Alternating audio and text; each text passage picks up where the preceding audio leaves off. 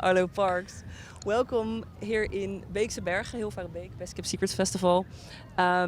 It's so peaceful over there. You once said that you find peace in nature in those kind of spaces. Do you felt like when you arrived over here there was a kind of Definitely. I Over definitely you. felt like I could take a breath, especially in the sun and the water. Like I'm a massive water baby. Like I love to be in lakes, in the ocean, Yeah. in pools. And I think especially like festivals that have this like intimacy to them. Like we can hear Julia Jacqueline playing just there and like really curates artists that are like diverse. Always like make me feel at home. Yeah. Yeah. So how is the festival season going so far? So, like for me, it just started this weekend with the Best Kept Secrets Festival. But you've already played at Primavera in Spain just yesterday. Yeah. How's so it going? It's going well, especially with the record being out. You know, I played a festival that was my first ever festival that I played when I was like 17, and I headlined that in Brighton in the UK. Uh-huh. Went to Sao Paulo for the first time to play a festival in Brazil. And then Primavera, and I'm here about to go to Asia and stuff for headline tours. So yeah, I'm in festival mode. I'm fully in there. And did you have the time and the space to celebrate your record? Like it was released 2 weeks ago. You Yeah. felt like In a way, you Yeah? know, I feel like for me, putting out a record, like the feelings attached to it are just like constantly changing. Like it takes like at least a year for me to process something being out in the world. Because, you know, there's the process of releasing it and then talking to people about it in interviews and then playing them live and then seeing how they change over time. So, yeah, it's complicated, but I'm Yeah. happy it's out. Yeah. How's that going so far? Like when you're playing the new songs on the festivals, do you feel there's already a track that got this new maybe kind of layer for you when you played for a live audience? Yeah, I think a song called Blades, for example, like people are dancing, and especially like at festivals, I think like dancing and being in the sun is like the essence of what being at a Yeah. festival is about. And I think having a bit more of those danceable moments in my set has been really lovely. Like when the record was released, were you like happy to check out reactions, read messages from fans? What did you do when it was finally out there? Yeah, I don't know.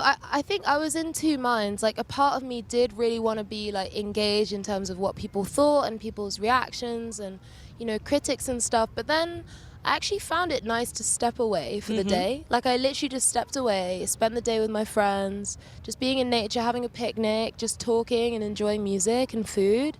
And that was actually really a nice way to kind of celebrate the work being out, just to like go back to my sense of home and my people and just be proud of what I'd made. Yeah. Yeah. Has there been a specific song for you that you felt that felt like extra special for you to put out and to share it with the world from the record? I think Pegasus with Phoebe, Yeah? for sure. You know, like I've been a massive fan of her for like 5 or 6 years now.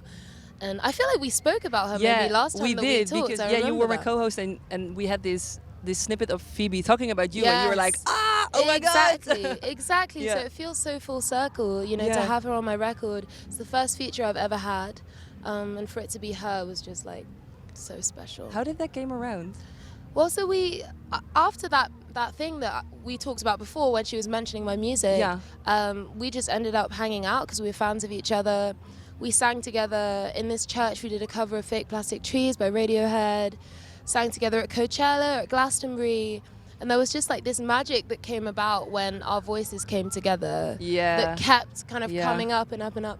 And then I wrote this song, Pegasus, and it just felt perfect. Like that bittersweetness, melancholy, and also love. Like she's just perfect at that balance. So it felt right. And I think when someone is a friend, you do naturally have that chemistry between you. And she's like playing guitar on her knees, and we're just like shouting and having fun. Like that's what it's all about, really. Yeah. You're also a Boy Genius fan as well? Of course. Yeah? Of course. I'm You've a been massive playing the Boy record Genius. on repeat? On repeat, Yeah. especially that song True Blue, just like breaking my heart every 5 seconds. Yeah. I love that Over album. and over again. Experience and that over. feeling of. And for now, like summer just started, you're about to play festivals, of course. How do you find like those moments to get back to yourself, just to tune in, just to maybe like listen to some music, to get energized and find some peace? Yeah, I think you have to just be really intentional about doing it, because especially when you're playing a lot of festivals over a summer, you can end up just like work, like airports, airplane, hotel, and not really like taking a time to like be by yourself with yourself. But I think for me, you know, I just love music. So festivals are a really easy place for me to just like slip away and see a set of an artist that I love, or discover something new, or just like chat to other people backstage. Like it's really easy to take time for myself, which is really nice. Yeah, so you can also enjoy it. Like also you can see it as a day off and to check some music, to swim. Maybe you're going maybe the slides over there. They're wonderful. A lot of kids. But for your first album, you wrote like a lot of observations of people around you, and I think, if I'm correct me if I'm wrong, this time you maybe look more inwards with this record. It's also about moving to LA, right? How did it feel for you to show like maybe even more of yourself through music?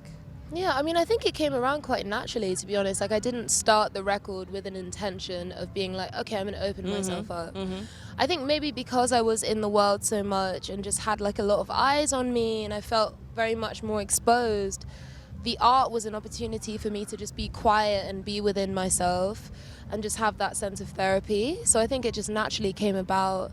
And I didn't think about it too much until I kind of realized that I would have to share it and how exposing that feels. But, you know, talking about people like Phoebe, like their vulnerability is what makes me love them so much and what makes their music like so moving to me. Yeah. So I think that kind of is stronger than the fear for me. Yeah. Do you feel like personally more maybe also represented in music with like singers as Phoebe, other icons and role models who are just sharing and being their true selves, I guess, right? No, definitely. And I feel like it's happening in so many different genres as well. Yeah. But even looking at the lineup of this festival, like people like Julia, people like Michelle from Japanese Breakfast, people like Alex G, even the expression of like someone like Aphex Twin, just like that freedom of being completely yourself is super prevalent in music right now, and it's really inspiring. What's like the ultimate moment for you that you feel like I can be my total self?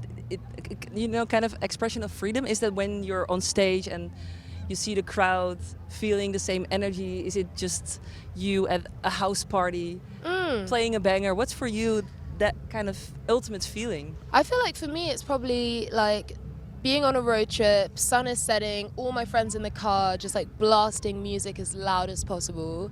I like blasting like 1979 by the Smashing Pumpkins or like something super nostalgic. That's where I feel the most free. Is there a specific song or artist you're inspired by at this moment? We've mentioned a lot, of course. I know. Oh, there are so many. I've been listening to a lot of Nine Inch Nails actually at the moment. I was listening to a podcast which talks about like the songs that define the 90s, and there was one with Trent Reznor, the singer of Nine Inch Nails, talking about like the contrast of like having this really like industrial harsh music mixed with these like quite intimate vocals, and I love that idea of balance. So I've been listening to a lot of Nine Inch Nails. Nice. So for today, what's the schedule? You're up at the stage 2 just before 7, so you have some, well, this interview, of course, you have some time to chill on the backstage. There are great cocktails as well. Oh yeah, you can do safari if you want to. What's Arlo Parks gonna do in the next hours? What's my plan? Honestly, before a show, I kind of have to lay low. Like I have to really get myself into the mindset. But I might just go for a walk. Like I love just going for a walk, maybe by the lake, and just like check out a bit of Julia if I've got time to. But after the show is when I can really like enjoy myself. I feel. Yeah, thank you so much. Enjoy the show tonight, and we will see you back in Brussels just in 2 weeks already. In 2 I weeks. think, yes. I'll be so back. thank you so much. Enjoy the festival side. Enjoy the lovely bands. Enjoy the water and everything. Let's do it. Thank you.